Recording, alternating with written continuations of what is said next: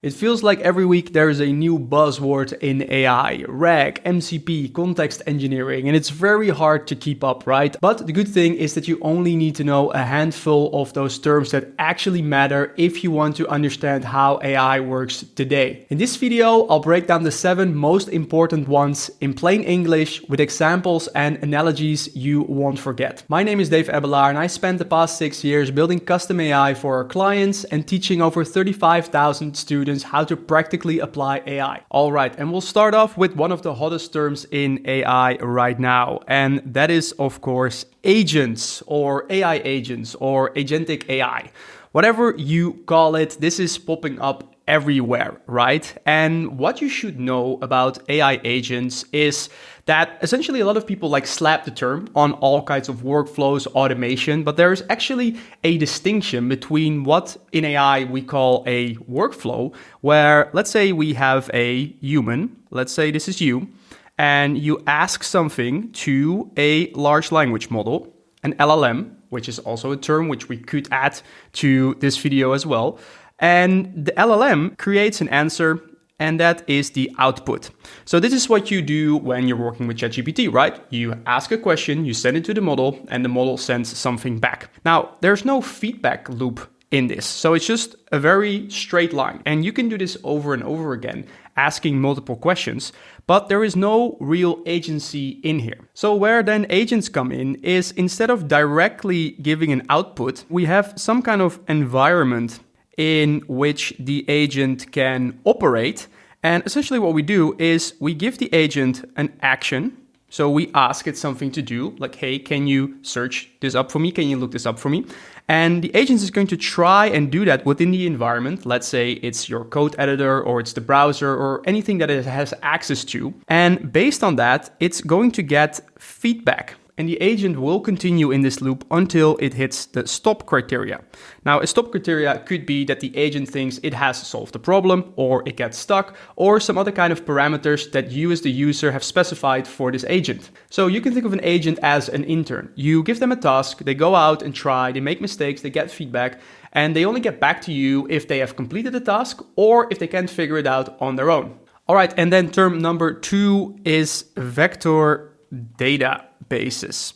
So what are they and how are they different from regular databases? So if you're working with AI, with any large language model, it can only answer based on the data it was trained on, right? So if you ask it something about an internal process or a company document, it doesn't know that. So vector databases help solve that problem. And they can essentially give your AI applications long-term memory. And the way they do this is by, for example, let's say you have PDFs or you have docx, any types of, or TXT, any type of company knowledge or information that you want to make available. Instead of directly storing that into a database, which would just be a regular database, we take all of that information, we take all that text, all that context, and we process it via an embedding model.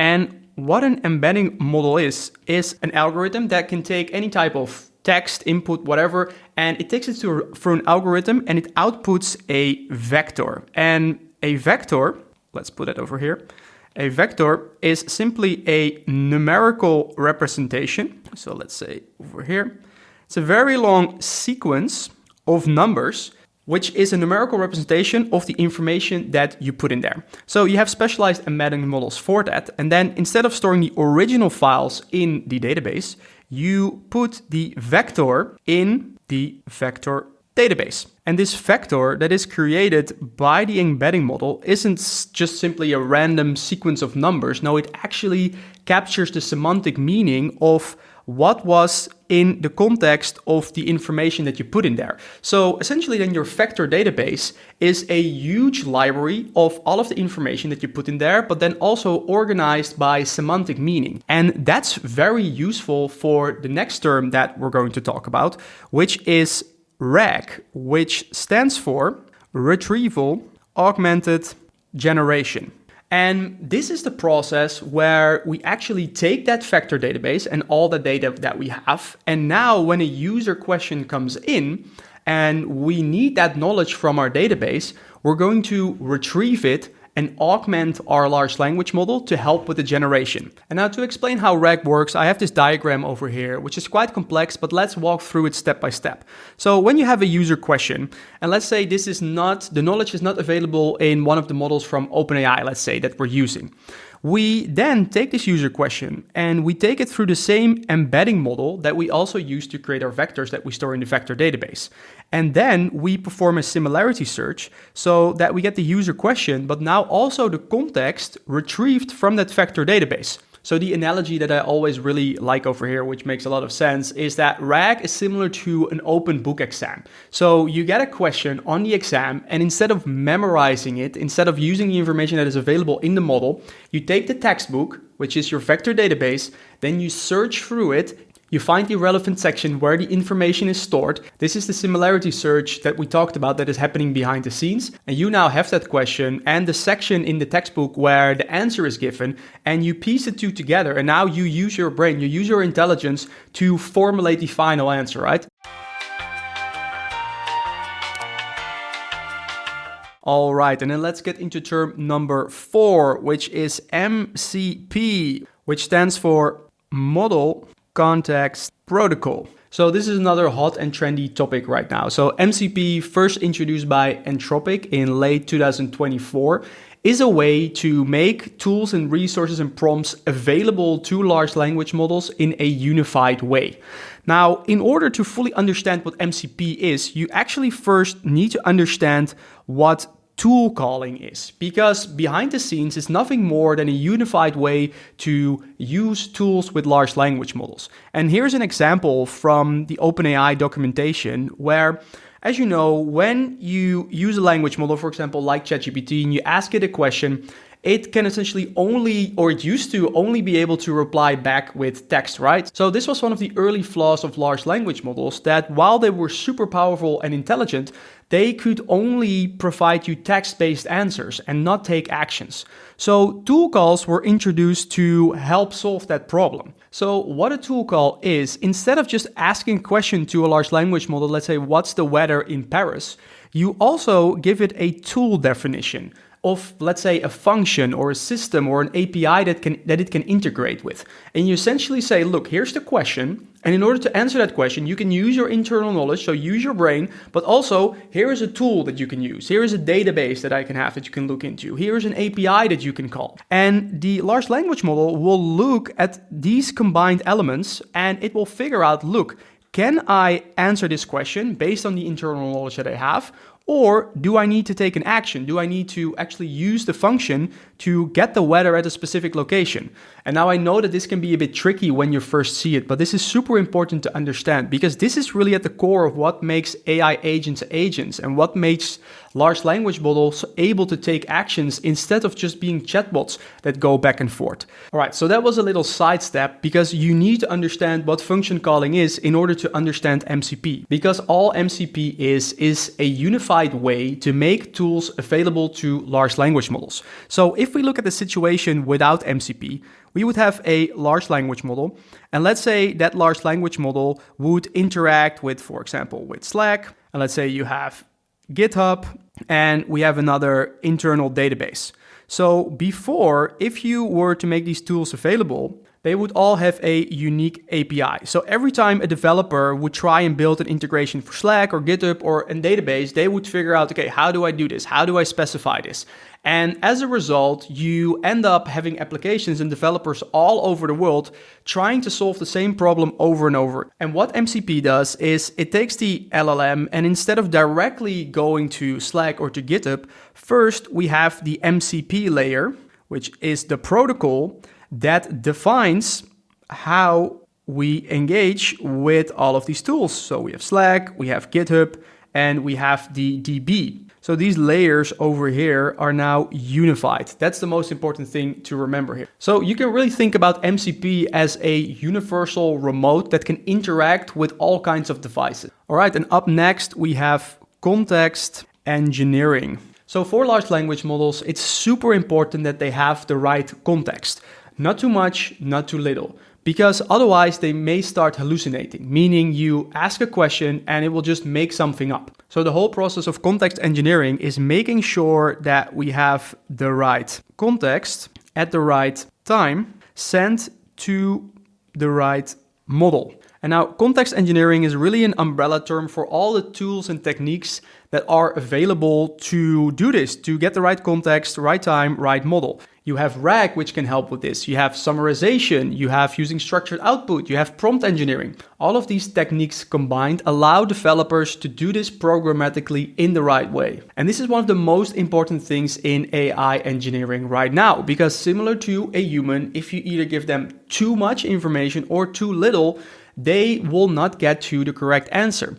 The same is true for AI. So it's getting better and better over time. And I think in the future, we will be able to give AI just more and more information and tools to go and figure out information on its own. But right now, in 2025, it's all about context engineering. We need to programmatically take all of the information, structure it in such a way, augment it with other information. We should really give it on a silver platter to the model, which it can then use to reason about this, to give answers, or to take actions. All right, and then let's get into term number 6, which is guardrails. Very important topic. So guardrails is all about safeguarding, putting rails on your AI and on your AI agents so that they don't go and do crazy stuff. They are really like safety rails on a highway. You don't notice that they're there until you need them. So then what guardrails are about? So let's say you have an input, whether that's from a user or a system, and you send that to an LLM. Instead of directly generating the output and then sending that back to the application, we want more control over this. Because now, for example, if there's an input and users perform what's known as prompt injection, which is a way to try and manipulate the model to do things that it's not intended to do. So what you want to do when you implement guardrails effectively, let's go to the image over here, you want to break this up. Let's first of all monitor the input. So we first check whether the input is actually safe. And what safe means, of course, depends on the application that you have in your own rules, but this could be essentially a prompt. And then when it's not safe, you can flag it and you could exit it and, for example, just reply with a general answer like we cannot help with that, or escalate to a human, or whatever you want to do with that. And if it is safe, we go to the next step. So now we would generate the answer, but then again, instead of sending that directly back, we perform another step. So this is where we have another guardrail. So this could be a guardrail over here. This is guardrail number 1, guardrail number 2. And we do a final check to make sure that the generated output is helpful, safe, not harmful. Again, any of the rules, any of the guardrails that you want to specify for your application. And only then, if it passes all those checks, then we send it back to the user, then we send it back to the application. And this is super critical for any type of AI application that uses large language models, because through the process of guardrails, you can essentially like box it off and you can say, look, this is what it can do, this is what it cannot do, and if you don't know the answer or do some weird stuff, then we stop the process and we flag it. All right, and then let's get to the final term, number 7, and that is fine-tuning. This is the process of taking a base model, let's say from OpenAI, GPT-4, GPT-4.1, and tuning it, fine-tuning it with specific knowledge in order to like change how the model behaves. And a misconception that a lot of people have, and that a lot of clients like ask us when we build an application for them, is like, yeah, we want it to be self-learning, so that whenever it makes a mistake, we can flag that and then it doesn't do that anymore. So out of the box, large language models are not self-learning, which is a common misconception. So the learning happens when OpenAI trains the model. So they have these huge data sets, they have these algorithms and these huge compute clusters, and that's where the training happens. But then the output from that is a model like GPT 4.1, and they make that model available. And then when you have this model, this LLM, and you send something to it, and it generates an output, it doesn't remember what you sent to it, and it also doesn't remember what the output was. So there's no learning within that process. LLMs are stateless. That's also why we need to manage the memory, both short-term and long-term. So what fine-tuning then is taking a pre-trained base model. So let's say we take GPT-5 from OpenAI.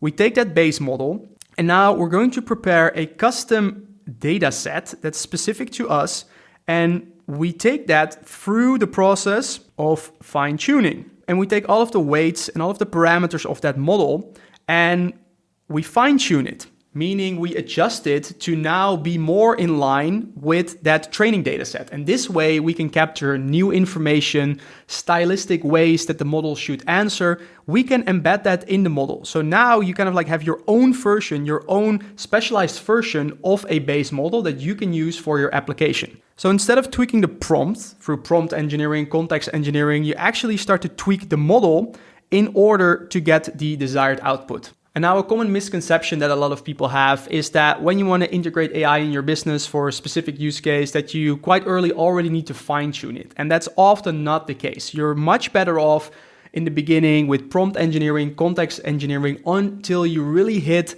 a limit of what it can do. Finding these limits is actually really hard. Now, fine-tuning embedding models is a different story, but for most business use cases, you don't need to fine-tune a model. It's much more expensive, it's much more overhead, and you're much better off just optimizing the prompts and the context that you provide to the models, because these models nowadays are already smart enough to really follow your instructions well, given that they have the right context. So this is essentially like teaching a chef, for example, your family recipes. The chef already knows how to cook, which is the embedded knowledge already in the language model, but you give them the new information, the recipes. So now the chef can still cook, but also knows how to make your favorite family recipes. All right, and that's it for this one. The 7 AI terms that, in my opinion, everyone should know right now. So if you found this video helpful, please leave a like and consider subscribing. And then if you want to go deeper on the most popular term that we covered, AI agents, make sure to check out this video next, where I really do a deep dive into what an agent is, what's the difference between a workflow, and some of the patterns that you can use in order to build effective agents.